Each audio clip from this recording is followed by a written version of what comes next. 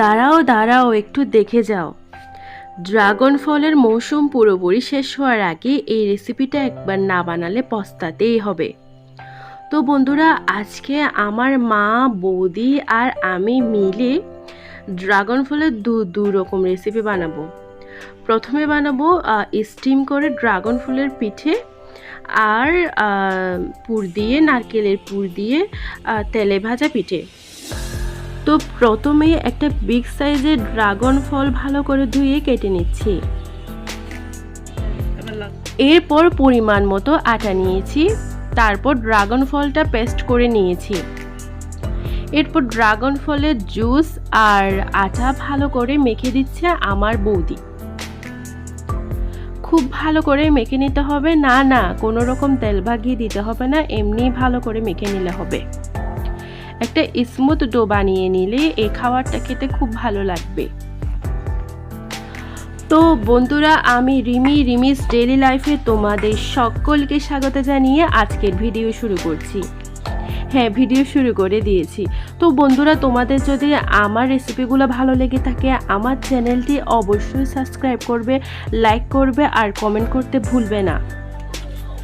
এরপর আটার ময়ানটাও আমি দুধ দিয়ে ভালো করে মেখে নিয়েছি। না, আমি মেখে নিইনি, আমার মা মেখে দিয়েছে, কিন্তু নারকেলটা আমি কুড়িয়ে দিচ্ছি। কিন্তু এই তো একটা বিগ সাইজের নারকেল নিয়ে ভালো করে কুড়িয়ে নিচ্ছি।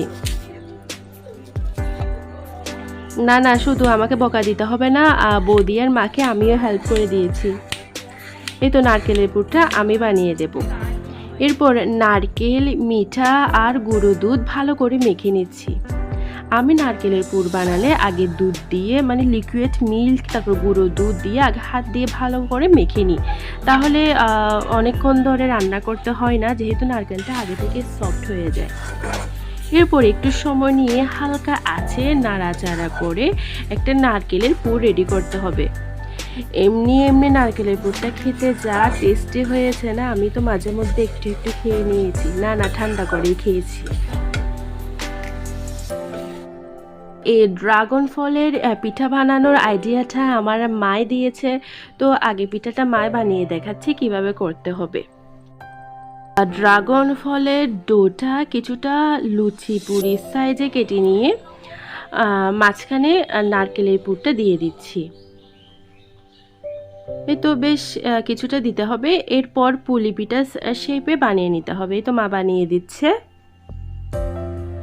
সব দিকে ভালো করে সমান করে নিয়ে তারপর একটা কাঁটা চামচের সাহায্যে কিছুটা চেপে চেপে একটা ডিজাইন করতে হবে।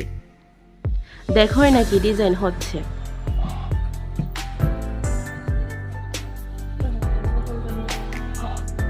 এরপর ছুরি নিয়ে মাঝখানে একটু কেটে দিতে হবে, কারণ কাঁটা চামচ দিয়ে তো আমরা চাপ দিয়েছি, কেটে তো আর দিইনি।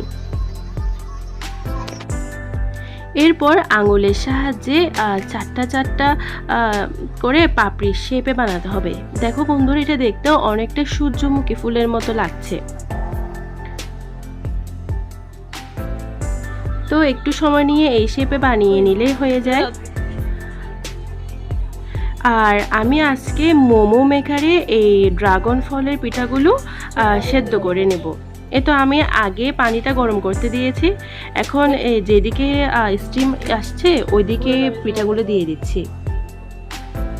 মিনিট 10 রাখলেই খুব মজাদার পিঠা তৈরি হয়ে যায়, কিন্তু ঢাকনা দিয়ে দিতে হবে। তো ঢাকনা দিয়ে দিলাম। মিনিট 10 পর আবার দেখে নিচ্ছি, পুরোপুরি কালারটা চেঞ্জ হয়ে গিয়েছে। তার মানে বুঝে নিতে হবে যে পিঠা একেবারেই রেডি। হালকা ঠান্ডা হলেই খেতে যা দুর্দান্ত লাগবে না। এরপর দুধ দিয়ে মেখে রাখা আটার ডোটা দিয়ে আবার নারকেলের পুর দিয়ে আরেকটা শেপের পিঠা বানিয়ে নিচ্ছে মা।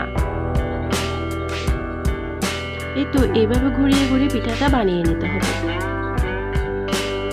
তারপর দুই দিকে লাগিয়ে দিতে হবে।